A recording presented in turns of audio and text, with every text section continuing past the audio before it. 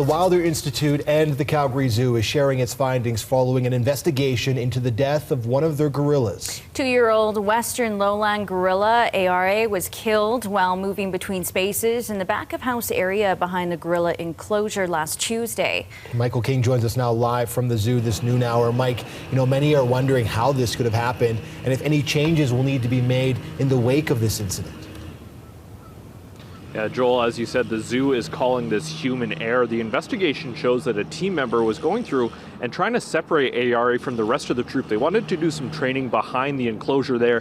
The investigation shows at that point the wrong hydraulic door was activated. It struck Eyare in the head. Those injuries ended up being fatal. Now, we know that the zoo has been going through and monitoring the troop since her death. They say that in the first couple of days, her mother, Dosi, has spent a lot of time by herself, sometimes vocalizing, something the zoo says has been observed in grieving gorillas. Lately, other members of the troop have been spending a little bit more time with her.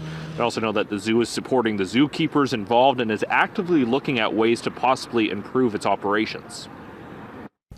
While the use of hydraulic doors are considered common practice within accredited zoos, we are actively exploring opportunities to transition alternative doors and control designs, if warranted, to enhance overall safety and improvement of staff confidence while reducing safety risks.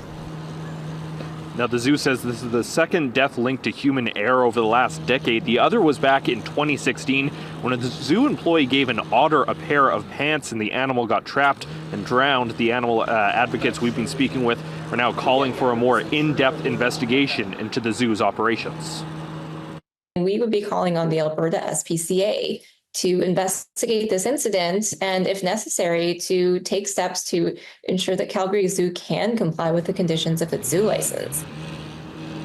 Now, the zoo says it will be working with the Association of Zoos and Aquariums in terms of any changes that need to be made.